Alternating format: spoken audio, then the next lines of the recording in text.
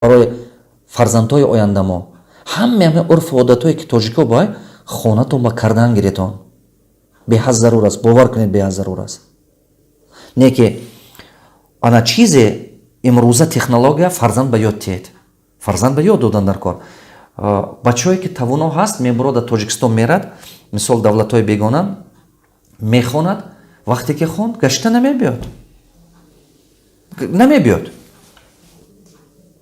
چرا که اونجا با آسان‌تر زندگی کردن، ممکن با راحت‌تر، ممکن قدر خوب است اونجا با آسان‌تر از کار یافتن. ممکن، من نمیگم نه، ممکن درست. نه که این وقت اینچه. چرا که شما فکر شما قطعه بیزنس‌های من تاجیکستان با آسان است یا دیگه جوابه؟ کنشن دیگه جوابه. نه که من بیزنسمنم تاجیکستانم کردنم. در دیگه جا کار کردنم و اینوستیسیون تاجیکستان باورده استم. کم. بسیار نه کم. چرا که من چندین بارا حرکت کردم که خیشتبارم با یاردم کنم. همسایه هم با دیگر مردم با طلبای مکتب با. بعد فهمیدم که پول قطعه شما یگون کس با یاردم کردن نمیتونید. یک بار پول میتید وای پول گرفته یک بار خوراک میخورد با همین نیست میشد. وای پول گرفته یک بار یک پرابلمش حل میکنه تمام. فکر شما قطعه وقتی که وای کم بغل به پول دادید یا که دادر خواهرتون پول دادید وای همون پول قطعه تماما پرابلم های حیاتی وای نیست میشد؟ نه. یک هفته پس با تکرار میشه وای پرابلم ها. یک سال پس با تکرار میشه وای پرابلم ها. ما همین کارا کردگی. بعضی وقت میوقتی که میبینم که همون کامنترها بعضی بچهای تاجیک مینویسه که ای معلم شما کی با یک کم بغل دست کنید که خونه کنید. ما یک کم بغل به خونه میکنم. همین وای به کردن نمیتونم. ما یک تاش اپراسیش کردن میتونم. یک کس به دست کنید. همین وای کردن نمیتونی. یگان وقت خاطر نبرارید. پول خطی شما پرابلم کم بغل حل کردن نمیتونید. فقط علم حل میکند کم بغلیه. دیگر یگان چیز دیگه حل نمیکنن. خودتون در بعضیتون در مجاورتی کار کرده استودید. دادر خواهر با پول روی میکنید. حیاتش دیگه شد؟ نه. هر گاری که با به پول میموند میگود پول ته. دیگر یگان چیز دیگه نمیگود. من حاضر همین خلاصه با اومدم. از سال 2000 نمیدونم 2001 بود یا 2002 بود. یک بار همه خشتبارم ما جمع کرده فهموندم. گفتم برادرها آینده حیات دیگر میشه. بیاد است کم پول جمع میکنیم و اول یک تاتون با بیزنس میکنیم. با جمع میکنیم دوم با بیزنس میکنیم. با جمع میکنیم سیوم تون با بیزنس میکنیم. تو با رستوران کشیم، تو پاور با قوت، تو با خوجگی دیقانی داری بیاد تو با پول جمع کنیم تیم دیگه پول نگی کردیت تو وای نگی این کاتون و خودت کار کن. سیومش با گپی من هیچ که گوش نکنین. 2000 یا 2001 بود یا دوم بود خاطرم با من از نیست. با دوم بار سه بار همین کارو من کردگی. 2004 کردم، 2007 کردم. همه خشت بار ما جمع کرده. بعد فهمیدم که نه نمیشه این خیلی. با من خلاصه با اومدم که نه. با من گفتم اگه شما نمیخواید تو حیاتتون دیگه کردن значит ما همراه شما نه. من حیاتم دیگر میکنم خودم. با من خستم و رفتم و مردم بیگونه است تربیت کرده. چی خیلی خودم برای این بچه‌ها تربیت کرده. است گرد دنیا خودم با میلیونر ساختن سر کردم. توانا بچه‌ها گردت باشد آسان است حیات. اگه چه خیلی من خشتبارم با یاردم کرده استودیم. از درون خشتبار نگاه کرده میبینم کدومش میفهمد.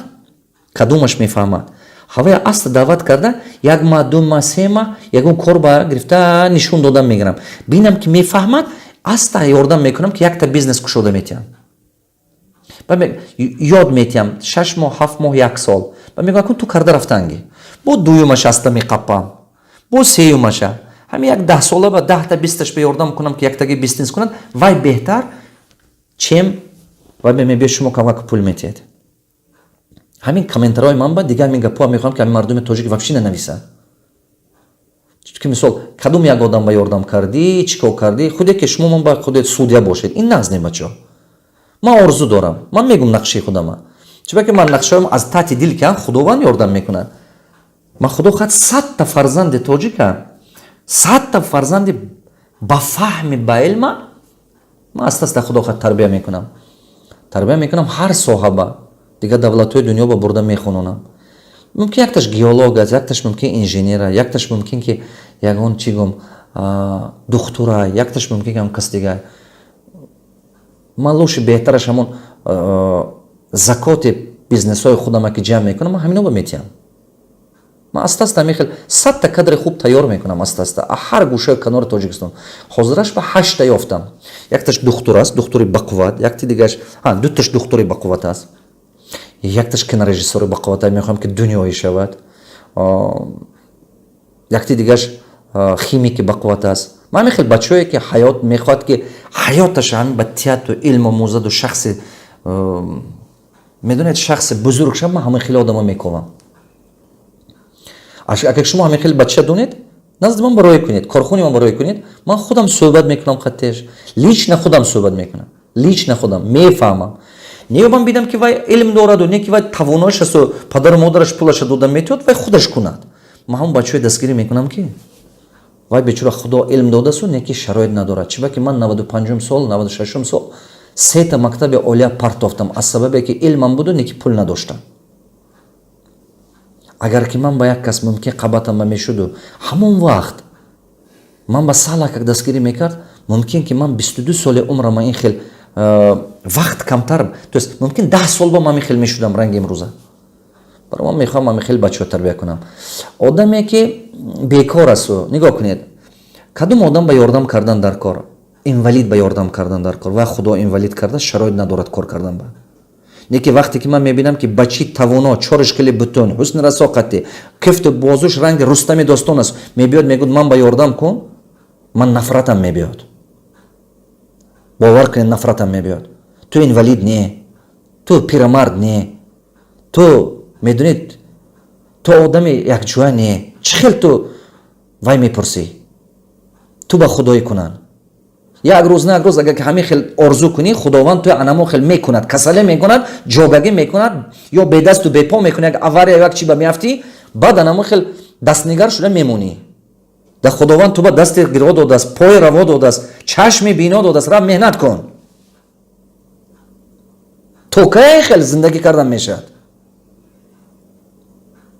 Мо ёрдам мекунем. Фақат кадом инсон ба? Ҳамон одаме ки действительно худованд илмаш додааст, зураш намерасад. Анам бачаҳо дастгирӣ карданд. Чиба ки якта ин бача, якта духтури баақла тарбия карданд, якта инженери бақуввата тарбия карданд, якта муаллими бақуввата тарбия карданд, вай ҳазорҳо инсон ба ёрдамаш мерасад. Вай беҳтар аст ман ба чем як кас ба гирифта пултиам ки хезаду равад просто туй кунад. Ман ба ин чӣ даркор нест. Ман барои ин шабу рӯз меҳнат накардам. Барои ин азоб накашидам. Барои ҳамон ман нафратам мебиёд вақте ки одаме 4 шкили бутун ҳусни расоқати мехезаду талбандагӣ мекунад. Ин нағз не. Сарфи назар вай ки бошад. Барои ин нағз не. Анами хел ҳамватанои азиз. Ҳамватанои азиз. Ман орзу дорам ки имрӯза суҳбатое ки ману шумо кардем, ақаллан якта фикри нағз шумо гирифта истифода мебаред. Ақаллан якта фикри нағз. ҳамватанои азиз, дар таги мана ин видео, дар поёни ин видео чӣ мешавад? Почта мешавад. Анам почта ба агар саволи дурустед, аз саволҳои шумо мо филтр карда, дурустеша ки ба манфиаташа ки гирифта, ҳамуна мо дарсҳои оянда ман ҷавобаша мегум, албатта ҷавобаша мегум. Саволҳо бисёр мебиён, не ки саволҳое ки ин хел дуруст савол бошад, правилни вопрос бошад ки точни бошад. Мо ҳамун саволҳо ҷавоб метиҳам точно. Чиба ки чӣ қадар савола шумо дурустед, ҳама қадар ҷавоби хуб мегиред. Конкретный савол буданаш даркор. Тахмини савол буданаш мумкин не. Ана дуюм ин ки пагоҳни фардо, як рӯз пас ман ба забони тоҷикӣ гап мезанам. Темаҳое ки ман гап мезанам дар поёни ман ин мавзӯъҳое ки гап мезанам дар поёни ман ин видео мешаванд. Чӣ хел аз болои худ кор кардан, дар бораи бизнес гап мезанам, дар бораи ин тема буд, дар бораи мана ин карантина чӣ хел аз сар гурзондан. Шумо болои худатон кор кунедтон бачаҳо. Ана ҳар як ҳамин баромади кардагим ба дар комментариҳои YouTube дар поёнаш аз 3 та 5 та чизе ки худатон ба гирифтед нависед. Чӣ чиз гирифтед? Якум фаҳмидам ки нақша кашидан дар кор. Дуюм ҳаёт интихоби роҳи худ аст. Шахсияти худа гум кардан накард. Сеюм мана мисол фалон кора. Чорум 5 аз 3 5 та чизе ки гирифтагӣ ҳастед нависед поёни ҳамин видео ба. Ин беҳад зарур. Чунки манам мехоҳам ки бинам ки шумо як чӣ омӯхта истодед. Майлаш